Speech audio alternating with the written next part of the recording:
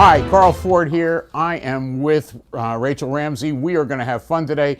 We're talking news about WebRTC in the TMC Net Newsroom, dedicated to the discussion about WebRTC. We've got 4 interesting topics to talk about today, and we're going to start with Rachel's brand new article on ThroughPoint. So Rachel, what happened? So ThroughPoint announced today that they are splitting their legacy and their product. They're splitting their business into CafeX Communications. So CafeX Communications is going to focus entirely on customer experience management and really using WebRTC as an extended way for contact centers and organizations to interact with customers. Excellent. And the thing I like about that is the CafeX side of the equation is going to be fun because of the fact that Dave Jadowan's in there, and I know a lot of innovators in there, so I expect that they're going to explode on the product cycle. So I think that's going to be a lot of fun. The next thing I want to talk about is actually not on our site, which I apologize for, but it's on Shai Levy's site, and it's his 17 things he was taught by 220 WebRTC vendors. And of course, if you want to see all the WebRTC vendors, you should come to WebRTC World. But independent of that, I thought there were 2 interesting points, Rachel. The first point is that he brought up the point that we're dealing with more of a movement than a standard, and I think that's absolutely right. There's lots of things going on here where people are kind of diverging from a standard viewpoint, and it's going to be really much more isolated than it should be. So that scares me a bit.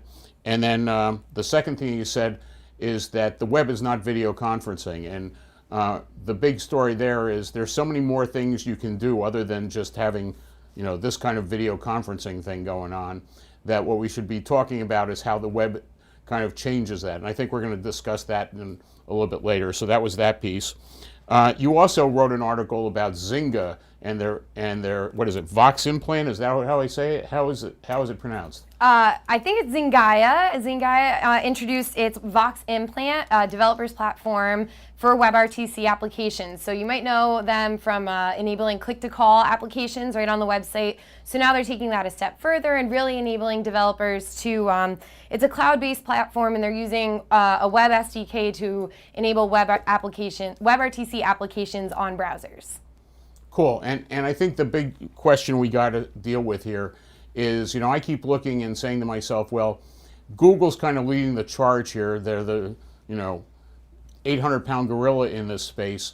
How do we differentiate ourselves? And one of the things that I wrote about in my last article that you've got up there is the idea of, if you're going to do video, rather than doing it like it's a separate thing, you should really take advantage of making it so that the embed thing works. So anybody who's doing video conferencing should treat it like they're doing YouTube-like solutions, so people can connect up just by taking the embeds and using them, and making it easier for other web developers who aren't into WebRTC to take advantage of it. Because the reality is that we aren't rich with WebRTC developers yet.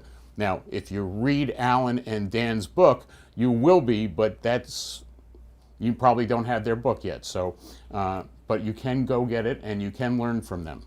So we'll leave that there.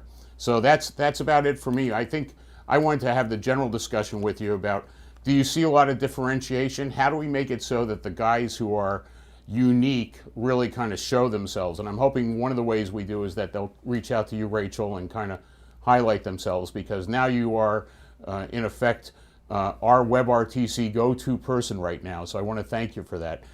If they want to reach you, how would they do it? You can reach me at rramsey@tmcnet.com. And I'm also available on Twitter, TMC Rachel. So reach out to me, and we look forward to seeing how WebRTC continues to grow. And she has a Skype address too, but she won't tell it to us. It's Rachel Ramsey 9 at Skype. Excellent. Thanks so much, Rachel.